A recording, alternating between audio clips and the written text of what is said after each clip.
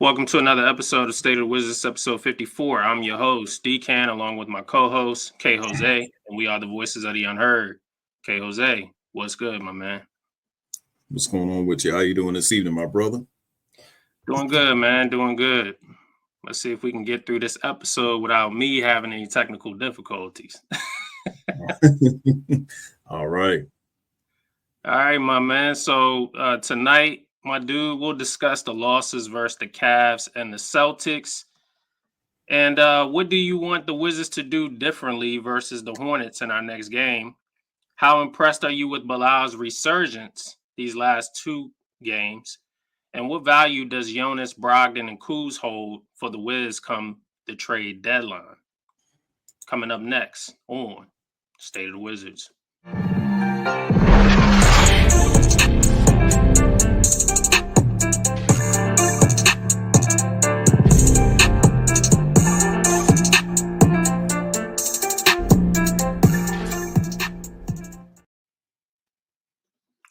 Before we get started, if this is your first time tuning into the channel, thank you. Please be sure to like, share, and subscribe.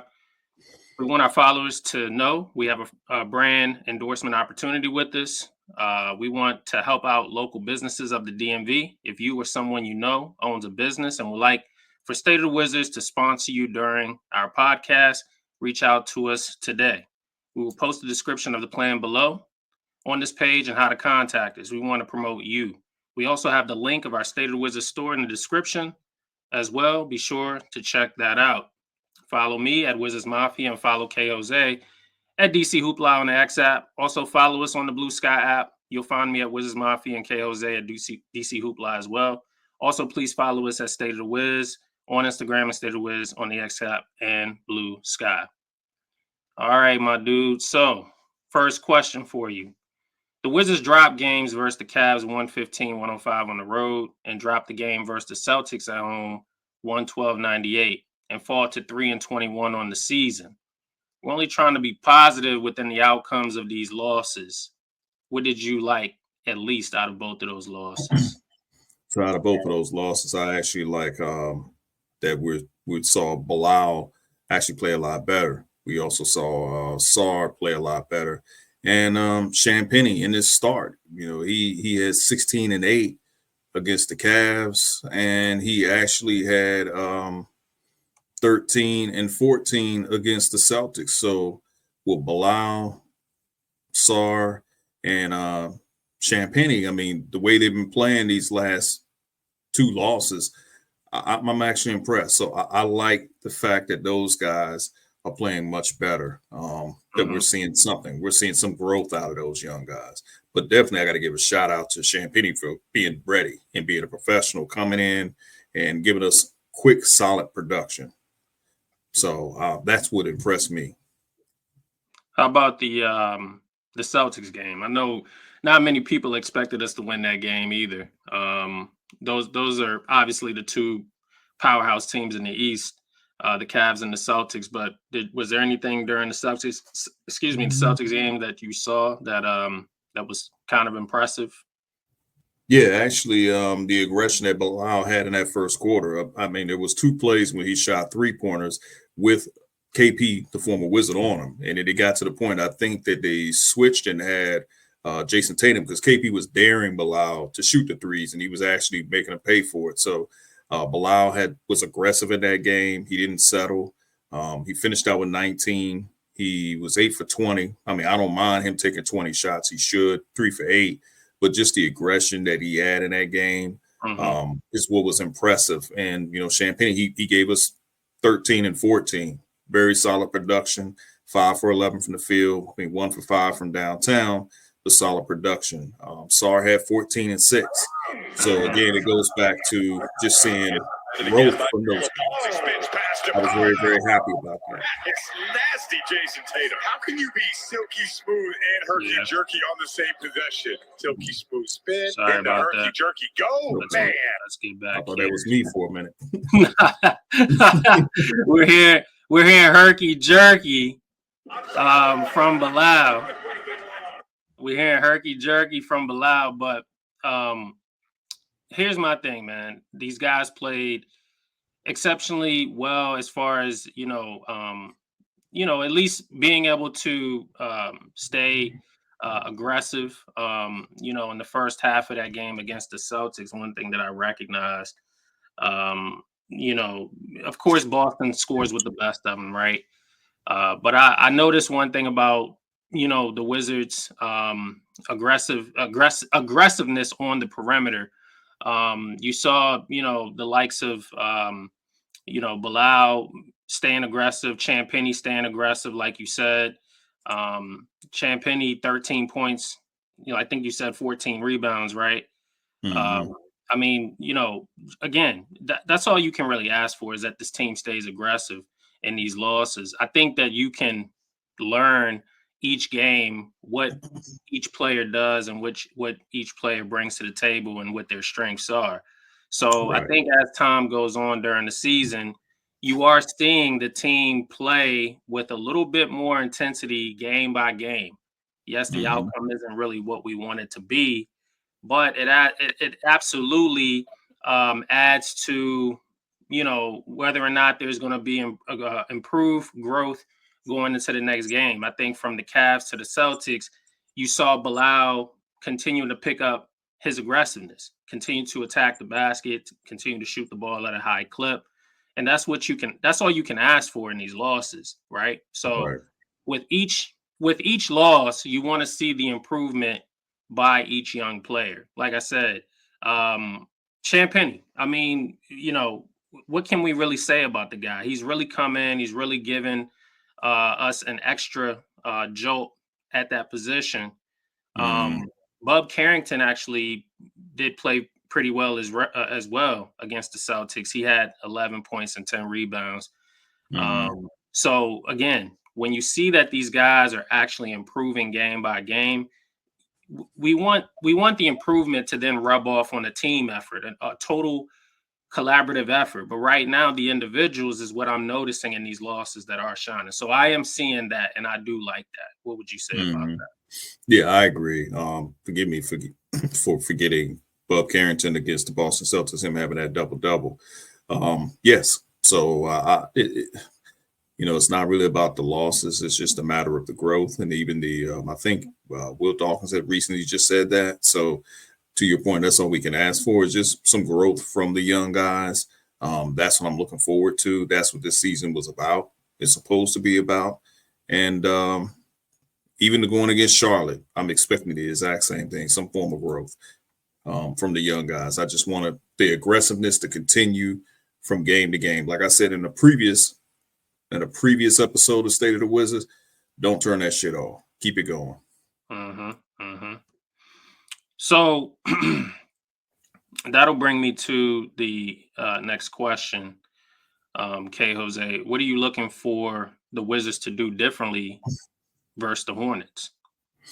What I'm looking for them to do differently is just to stay aggressive, get out on the shooters. I mean, against the Cavaliers, Cavs, they put up a total of 53-point attempts. They only made 15, but I think the Cavs is like one of the number one shooting 3-point teams in the NBA. And, our perimeter defense has been suspect for a very long time. So to get out there on the shooters, the Celtics, not the Celtics, the Hornets actually have 7 players that average double figures this season.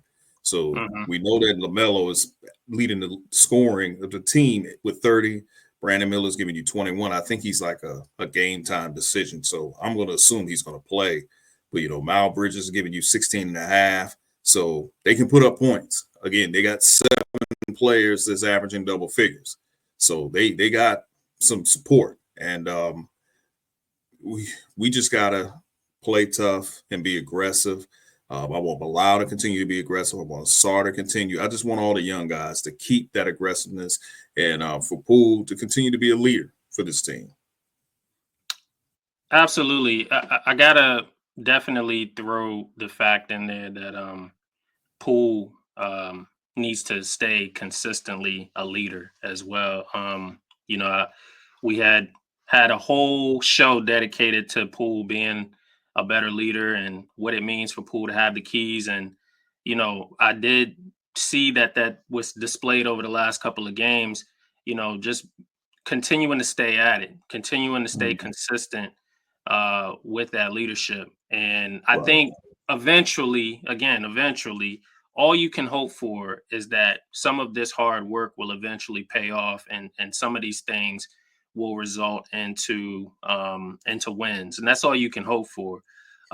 So we are being optimistic about these guys. I think for Poole, it's just a challenge, because this is kind of his first full go at leadership. He's so used to being he's still a young player. I think people forget that. So he is learning as he goes. A lot of people think, Poole's just out there, playing pickup basketball. You know what I'm saying? He's going out there. He's shooting it from deep whenever he wants. I think he crossed Pritchard, remember, and he pointed to him instead of taking a shot. He passed it up, and people were wondering why did you pass that up? I mean, you crossed him up. Why didn't you just take the shot instead of showboating? Of course, those are the type of things that you look at with Poole, and you say to yourself, yeah, he has to be better. But in the grand scheme of things, it is about him learning, right? And I guess that's all we can really take away. And I kind of wish I said that in my last segment that we said about him, is that this is a learning process for Jordan Poole and for the young Wizards. Right. I 1000% agree. Like I said, the main thing is the expectations was him to be a leader. This is the season for him to do that. He needs to lead by example, keep talking to the players, his teammates, coach up the young guys. And that's really all that we can ask for. I agree. I mean, he has his moments when he'll jack up an unill-advised 3-pointer. And I'm like, man, what are you doing? But that's what he does. But we just need him to be play under more control. So that's all we can really ask for. Just continue to be a leader. So talking about the matchup between the Hornets and the Wizards, LaMelo Ball, I think to your point, he's averaging 30 a game. That's pretty damn impressive for such a young basketball player in Charlotte. Brandon Miller's averaging 21 and a half. Bridges 16 and a half. I mean, they got guys over there that can definitely put the ball in the hoop. So it's going to be another challenging game for the Wizards to be able to keep these guys from scoring. But Charlotte is 13th in the East. We're 15th in the East. So they aren't that great either. They give up a lot of points as well as a team. And, I guess my expectations or what I'm expecting differently this game than other games is I want to see if we could actually keep up with the pace of this team, right? You're clearly not a great defensive basketball team. So me saying that I want these guys to average, or I guess, block 12, 13 shots and steal 8 or 9 times in a game, maybe that's unrealistic. Maybe we'll see that once every 20 or 25 games or so, right? Because we're just not that good. But I want to see for once, I'm looking at these young guys, right? Ball at 30, Miller at 21 and a half, Bridges at 16, Mann at 14. I want to see our young guys up there. I want to see Poole with 25. I want to see Bilal back at 17. I want to see, Sarr at 14, 15. I want to see Champ Penny at 13, 14. I want to see Bub up there at 15. I want to see if we could actually keep pace with this young Charlotte Hornets basketball team. That's what I'm expecting differently. Yeah, I would agree. I mean, I think with any game, it's going to be all about matchups. So who do you put on Melo? I mean, LaMelo is 6'7". So we're talking about a matchup. What's a good defensive matchup? Do you put Bilal on him to guard LaMelo all night long because of his height and Bilal's wingspan to make things a little bit more difficult? So when you do that, then who's going to take the responsibility or the assignment to guard Brandon Miller? He's 6'7". So Charlotte has a pretty tall lineup out there. They do. And guess what? We do too. I mean, we can go tall. I think it's just the problem is that our perimeter defense lacks the ability to stay in front of the penetration. So a lot of his penetrate kick, LaMelo Ball pulls up from deep. You know, he can get inside the paint. So he has that floater game. He has that three ball. He's a 3-level scorer, man. He can do it from all different sides of the basketball court. But my challenge and in my opinion, I think that the guy that you put on him is Bub. I think this is a great challenge for Bub Carrington. You know, and listen, we don't want to get away from believing that these guys are dogs. This is what we believe, right? To start the season. Mm-hmm. Well, what's going to happen when you got other dogs on the other side? You're going to have you're going to have to match dog for dog. So Bilal does guard the best opposing team's best player. But in this case, the challenge is at the guard position. Put Bub there. Let's see if Bub can stop LaMelo from scoring. Yeah, that's fair. I mean, the most thing you could expect them to is at least try to contain them. I mean, this is one of them games that you really hope that Keyshawn George actually plays, because that'll be another body that you can throw at him. So I agree. Again, it's going to be all about matchups. It's going to be how you match it up. Like Sarr can guard Nick Richards. I mean, he's averaging 11.4 points a game, but that'll be a nice matchup for Sarr because they're both 7 feet. Sarr's 7'1", Richards is 7 feet. So again, it's going to be about matchups tomorrow, man. That's what I'm expecting out of Keith. Maximize your matchups, maximize your players, get the best out of your players, coach your guys up. What matchup makes sense to you? Which particular player do you feel that can match up well with the opposing player? And just go with that, man. Absolutely. I agree. We're not going to disagree too much on a lot of these topics either, man, because I think with you and I, for the most part, we just want to see the team play well enough to speak to what they can do positively in the next game, right? So I think a lot of people were just so quick to jump off the wagon because they know this is a losing season, but there are some bright spots in this season. Sure, it's tough. It's a challenge. It's a challenge for everybody. But guess what? We're not the ones suiting up either. We're not the ones out there drawing up the plays. These guys still got to go to work, so they still have some expectations here. And I think for you and I, we want to challenge Keith. We want to challenge the players. We think that each game possesses something differently that these guys can go out and they can actually play to, Right. Play to it so we can speak to it, Right. But at the end of the day, not to cut you off, at the end of the day, we're SOW. We're not MSN, so we're not sugarcoating anything. Exactly.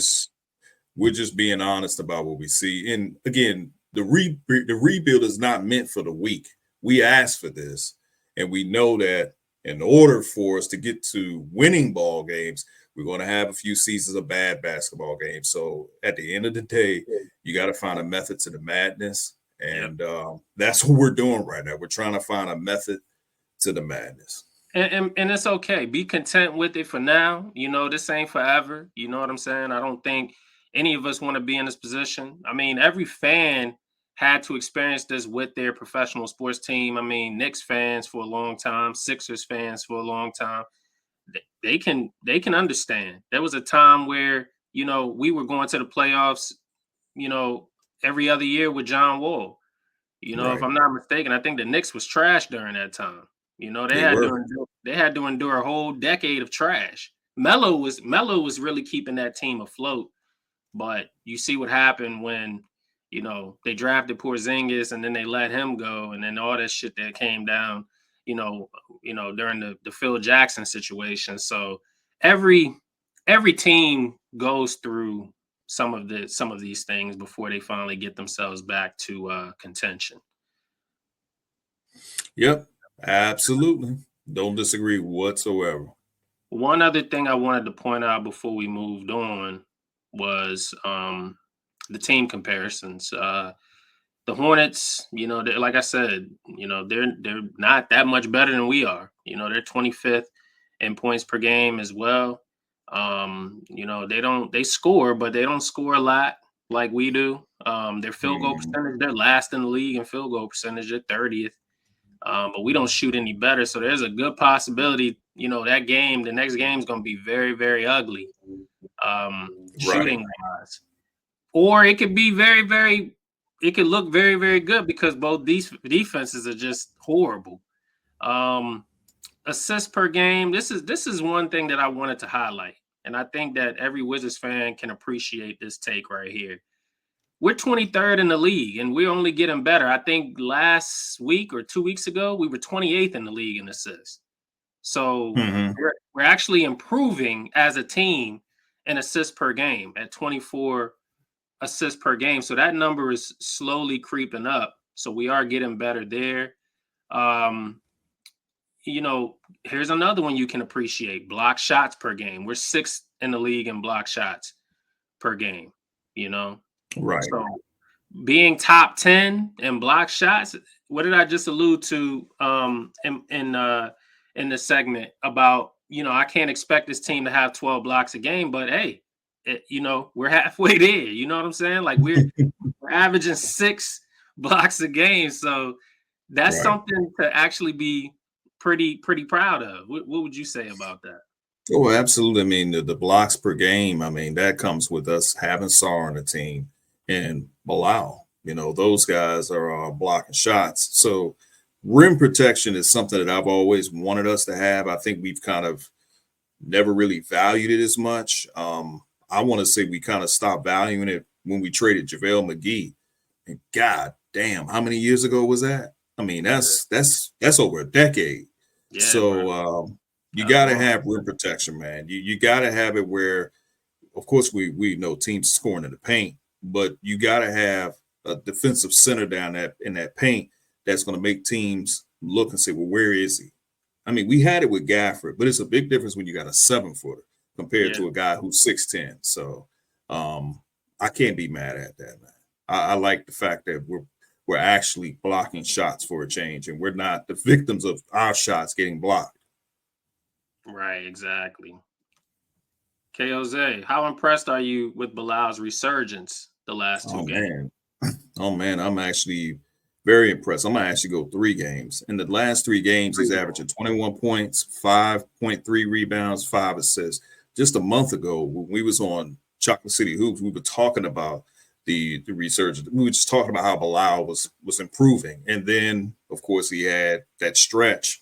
He was playing like trash. Give me a second, man. Give me 1 second. I don't want my computer to go out on me because I know it needs to be charged. So let me do this real fast. Go ahead. All right. But I've been impressed with how the way Bilal has been playing these last 3 games. I mean, he had 17 against Memphis. We lost that game. He had 27 against the Cleveland, and then he had 19 against the Boston Celtics. We're talking, he shot 46% against Memphis, 55% against Cleveland. He shot 40% against Boston, but still, I mean, he's going upwards. So what we were talking about a month ago, he could possibly end this month on a positive note. After the first couple of weeks of this month, he was playing like trash. So hopefully that slump that we were seeing is come to an end. So I'm happy that he's playing way more aggressive. I don't know, maybe he may have heard what you said in one of the episodes, but he's being aggressive now.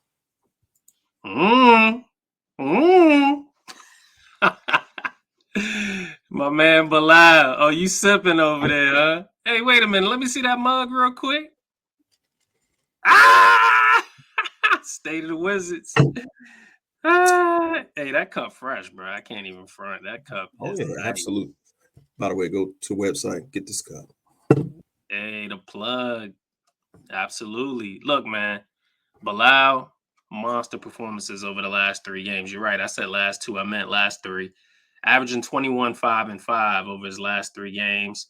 Like you said, 17 against Memphis, 27 against the Cavs, 19 against Boston. Shooting 47% from the field. He shot 55 from the field against Cleveland on 10 for 18, shooting 5 for 8 from 3, 2 for 2 from the free throw line. And even though that game really was what it was, Bilal played very, very well. And again, this is why I highlighted some of these points in the show, because we know that these games are going to be losses, right? Because right now as a team, we're not there. So as a collaborative effort as a team, we're just not there. We don't have that cohesiveness yet, but you can see individually certain players are starting to shine through. And somebody like Bilal, it was so important, right? Because his struggles, I got to give Keith credit. Keith said it. He said in one of his post-game interviews, he said, I think the issue is he exerts so much energy defensively guarding the opposing team's best player that it's starting to wear on his game offensively, but he'll figure that out. He said that. Right. He said he'll figure it out. I'm not concerned about that. So while we were concerned, kind of like, what's going on with his game, man? Like he's not finding his shot. It seemed like that little break that we had, it seemed like he was able to mentally settle himself down. And he used these next 3 games, or those next 3 games, the Memphis, the Cleveland, and the Boston games, as true challenges to really go out there and perform offensively and put up good numbers and shoot at a very good clip. Right. Here's another thing. Here's another point I want to make. Last 2 games, over 18 shot attempts. Remember what we said in the beginning? Was a couple episodes back. We wanted him to take more shots. We wanted him to stay at it and continue to be aggressive, like showing the ability to knock down shots obviously is a confidence booster, and that's what makes you want to shoot the ball more. He's not taking ill-advised shots, man. I think he's playing within himself. He's not really forcing it. And if anything, that's why I think personally, for me, I think that's why I see a different Bilal, because he's allowing the game to come to him. Oh, absolutely. I mean, in the last 3 games, 17 field goal attempts, shot attempts on field goals, and even 6.7 3-point attempts. So he went 3 for 8 against Boston, 5 for 8 against Cleveland. Cleveland, he shot 62% from 3, man. 62%. He only missed 3 3-pointers, 5 for 8. So again, this is what we want to see. We want to see this from Bilal. And let me ask you this, man, since we're talking about Bilal. When we talk about his star power, like, what is his potential to you? Some people say, he's more of a 2. He's more of a 3rd tier, maybe a 3rd option. How do you view Bilal as far as, like, what is his ceiling to you? His ceiling to me, 2-way player, Kawhi Leonard, 25, 26 points per game, defensive player of the year, someone who does it on both ends of the court, night in and night out.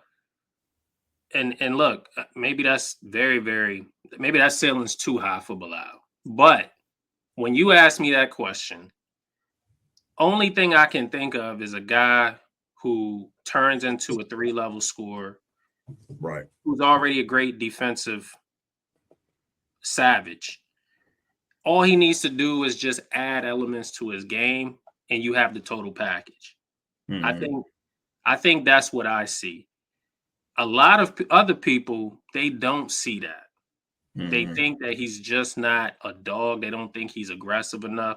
They think, maybe he'd be Kawhi Light, not Kawhi Leonard, but Kawhi Light, where, sure, he has the potential, but that's all you're going to see. And I understand that argument too, but it's because he's a young basketball player. I personally think that as time goes on, you start to see the maturity. You start to see him hold his teammates accountable. And look, over these last 3 games, I kind of saw the emotion come through. I saw the emotion come through. You know, he's flexing. That's exactly what we talk about when we say this is what we expect out of the young players. Bilal knows what he's capable of. It's just whether or not Bilal is up to that task, and Bilal really wants to go out there and do it in 82 games. 82 games is a long season for anybody. For anybody. But you know, I'll wrap up my point. If he can find a comfort zone, you see how he's getting out early, and he's scoring the ball very early, 8-9 points in a quarter. If he has that mentality, I don't have to score every quarter, 8-9 here. Stop the opposing team's best player on 2-3 straight possessions, and you do that night in, night out. Future All-Star. What we talking about, man? Yeah, I agree. I think for Bilal, the difference between him and like a Kawhi is that Kawhi doesn't really show any emotion, whereas we do see some emotion from Bilal. If Bilal continues to work on hitting that three-pointer at a consistent clip and even continue hitting the mid-range game at a consistent clip, the sky's the limit for him. Maybe some people say they see a little bit of Paul George in him. I mean, that's possible. You see some glimpse of Paul George in him. But again, as I said on Chocolate City Hoops, depending on who we draft, maybe he could end up being our Jaylen Brown. As we're seeing, he's adding more muscle, and I think Bilal is just going to have that lean muscle. I don't think he's going to get as bulky as Jaylen Brown, but he'll have the lean muscle. The sky's the limit for this kid. Here's where, so the Jaylen Brown comparison, I personally can't get with, because I know Jaylen Brown is way more athletic than Bilal. When I say way more, I'm just talking about just the ability to close out a little bit faster, be able to jump a little higher, be able to, create the shot off the dribble. So I don't agree with that, but I do understand why you say that, because you're looking at it like if he develops into a 3-level scorer, then that's the next best player anyway that we're talking about in the Eastern Conference. You're going to have Tatum, Brown, Bilal, if Bilal can turn into that and become an all-star. Right. So I understand why you say that. Exactly. That's pretty much how I was looking at it. Yep. Okay. All right. So before we moved on, did you have anything else that you wanted to add, to this topic about Bilal's improvement or resurgence over these last couple of games? It's nothing really to add. I mean, his defense has never been in question. It's just more on the offense. We just needed to see that aggression on the offense. And again, I don't know if Keith said something to him, if maybe Jordan Poole said something, but whoever is speaking to him, stay in his ass. Pause. I was going to say stay in his ear, but that's a pause too. Yeah. Anyway. So moving on, a topic that I think we both can really appreciate here. What value does Jonas Valanciunas, Kyle Kuzma, and Malcolm Brogdon possess at the deadline for the season, and what type of return will we get for these guys, my dude? So, will I finally get it? Will I finally retire the name Bulletproof this year? Let's hope so. But when I'm looking at Kyle Kuzma or Bulletproof, I'm looking at his stats this year. His numbers are down. His minutes are down. His points are down.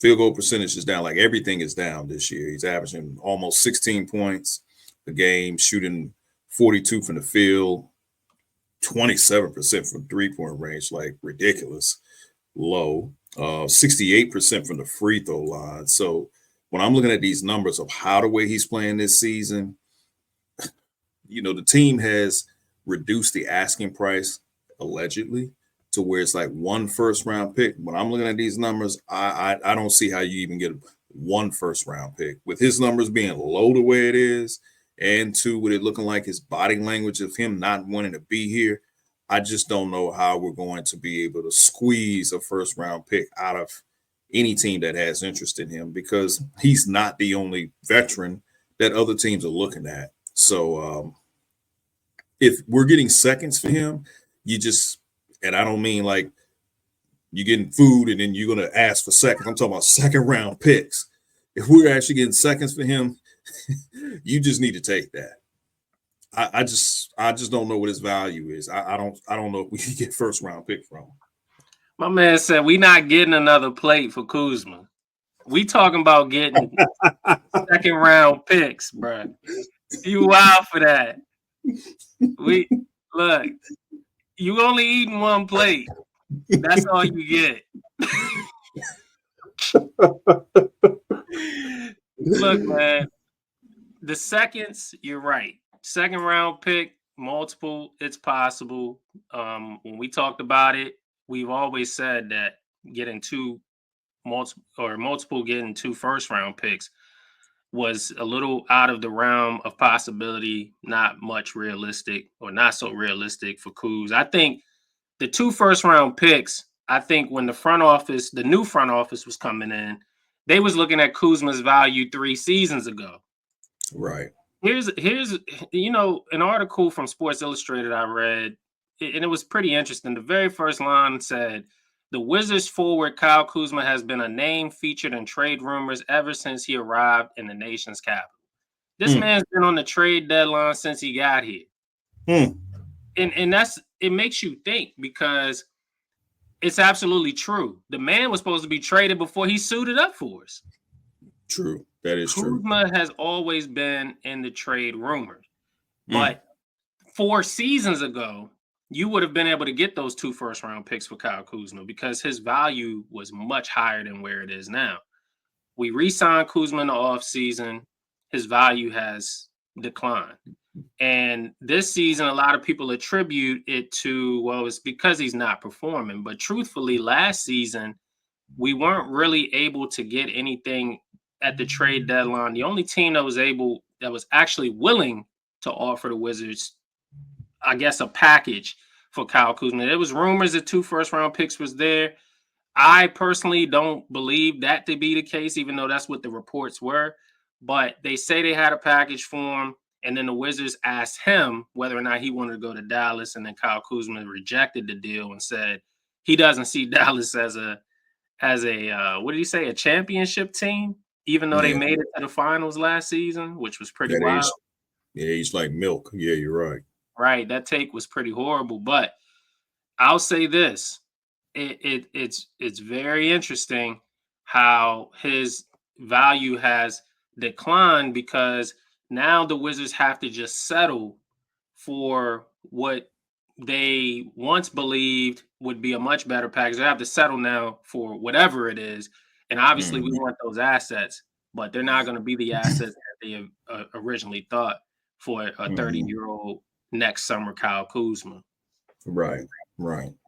And yeah, I was one other thing I was going to say, that it says the Athletics' Law Murray believes Kuzma's trade value could be taking a nosedive after a disappointing start. So that's just going back to my point that a lot of people believe that his value took a nosedive because of the season. But I'm simply making the point that it was already there.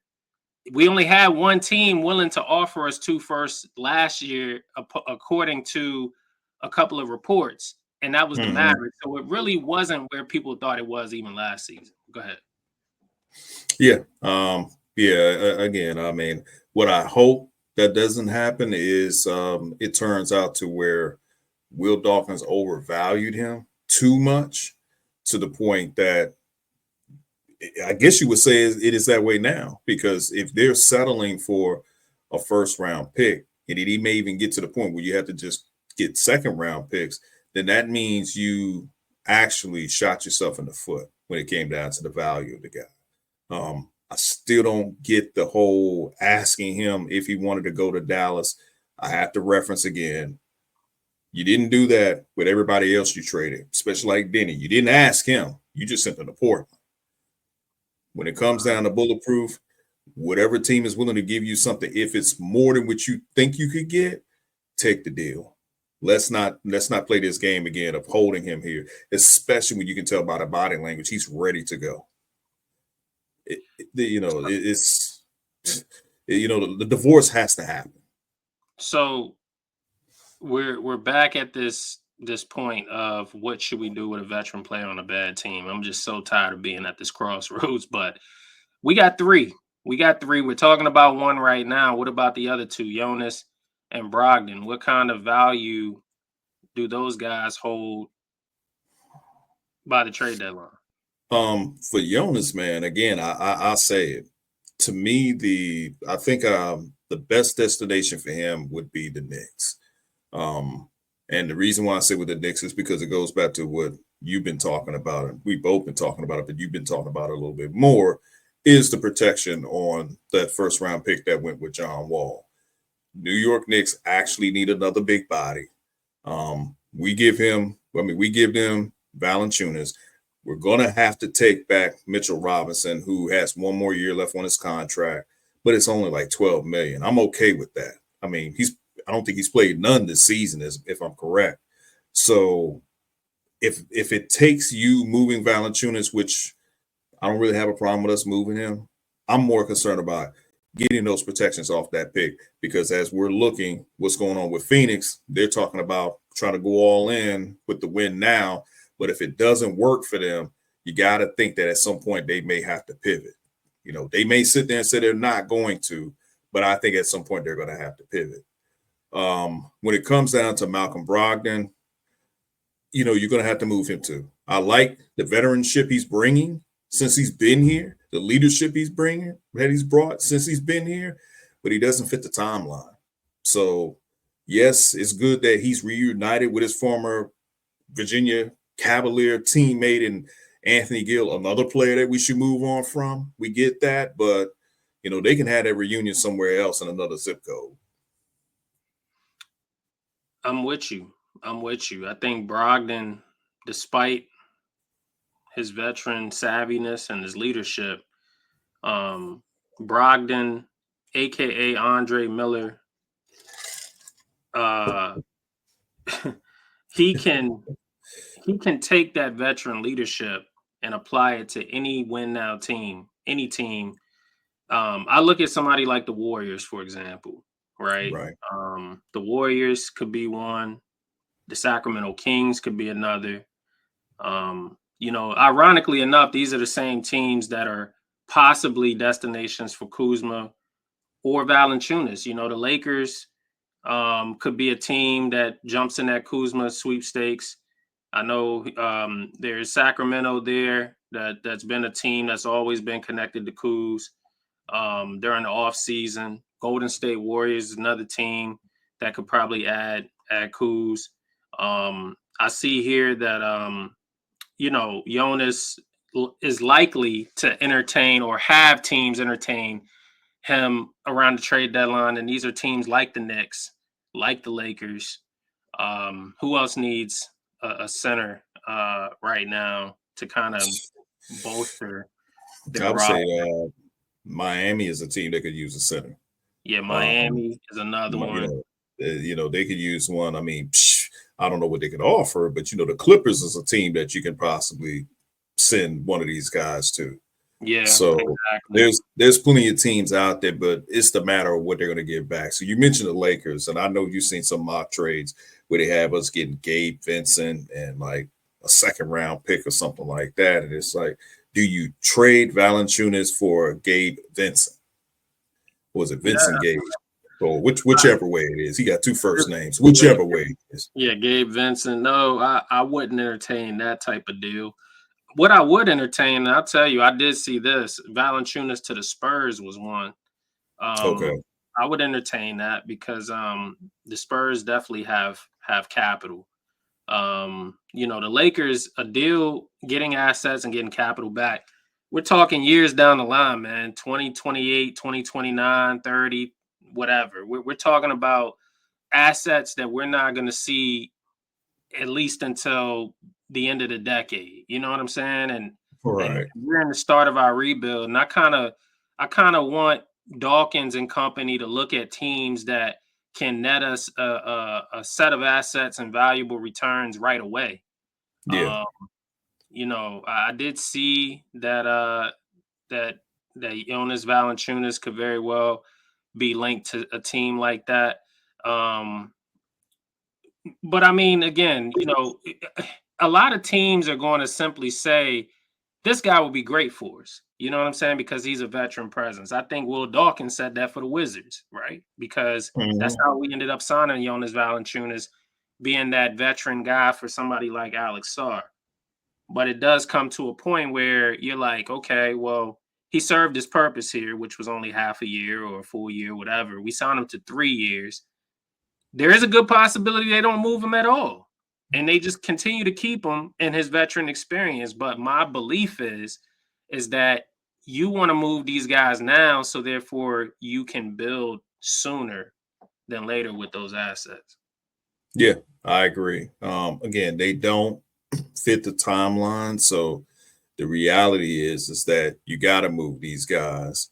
But all right, so let me ask you this, because you said Valanciunas at least by the deadline. Which one of these three guys that you feel will be the first to go between Valanciunas, Malcolm, Andre Miller Brogdon, or Bulletproof? Which one of those three guys you think will be the first to be moved?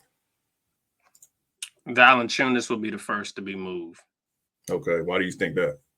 Well, because there's teams that are actually calling for Valanciunas. We're going to have to bait teams to call for the other two. I mean, Valanciunas right now, he was the hottest center on the market before we signed him, and now he's still kind of the hottest center on the market because of the fact that teams need a big body. Yeah. You and I have always had these type of conversations in the past anyway about how valuable big men are, even though they may not be that valuable to that specific team. Other teams feel like there's always a big body that they could use somewhere. Yeah.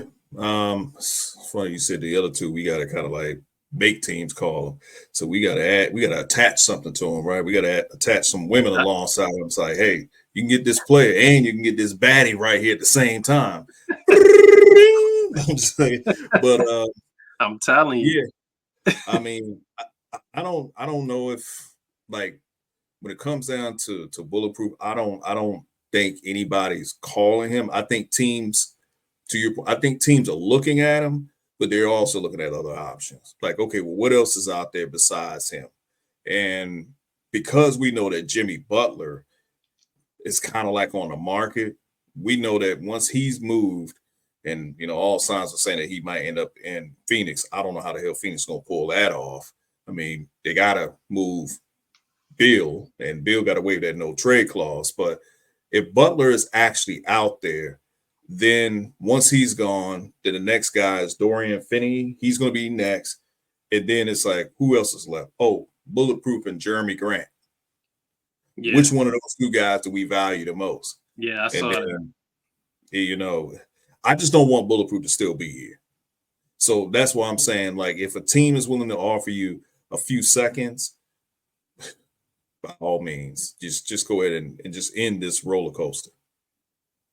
It's going to be very interesting because I'm pretty positive that all three of these guys are going to give us an abundance of second round picks.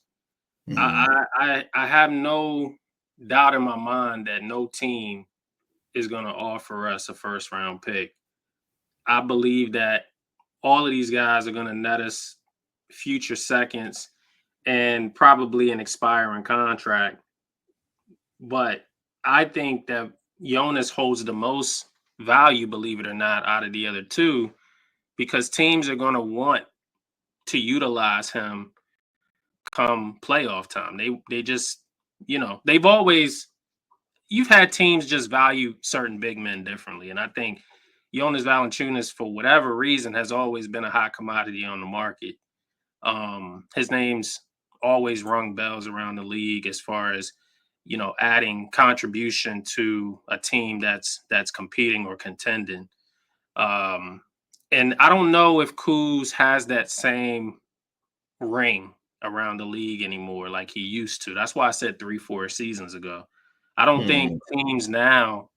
I really think Dallas, even Dallas last season, I think Dallas looked at it like they would add him to the rotation, but he wouldn't be a starter over there. He would just be probably 6th or 7th man coming off the bench, and it's clear that Kuzma probably understood that as well, and that's why he didn't want to go to Dallas. But it's going to be interesting, man, because we really do need to get these guys off this roster to really start the rebuild, to really push us and propel us in that direction that we desperately need to go in without these vets. Yeah, I mean, for you guys out there that are still on the Cooper Flagg bus train, let's just say hypothetically the Wizards luck up and got Cooper Flagg, you don't want Bulletproof still on this damn team, because we know that next season you guys are going to be complaining about how Bulletproof is standing in the way of his growth, or any other player that we get here, whether it even be Ace Bailey. You don't want a veteran to stand in front of your cornerstone piece, period. That's just how it is. And, again, hopefully we can get something, but this is probably the reason why you need a guy like jersey number 1 to actually show some life this season, because 9 times out of 10, he's going to be packaged with one of these vets to hopefully up the value of the deal, because I don't believe Will Dawkins really wants a second for at least Bulletproof. I think he wants a first-round pick. But the same way this team got him, it's the same way you're going to have to get rid of him. So you're going to have to package him. And so you're going to need jersey number 1 to look like the second comer of Devin Booker, like a lot of people thought he was going to be. And right now, he's looking more like the second comer of Trevor Booker. Right. Well, that's all I got, my dude. Did you have anything else you wanted to add before we wrap this episode up of State of the Wizards?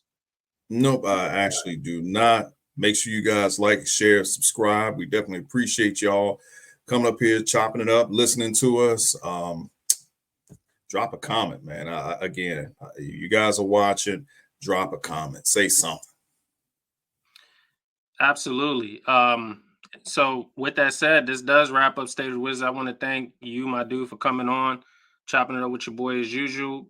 Be sure to like, share, and subscribe.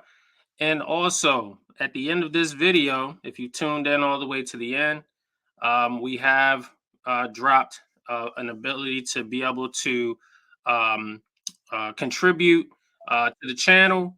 And also, if you need to make a payment for promotion of your business, it's also going to be in that link at the end of this video as well. I want to thank you guys for tuning in, and we'll catch you guys on the next episode. Signing off. Peace.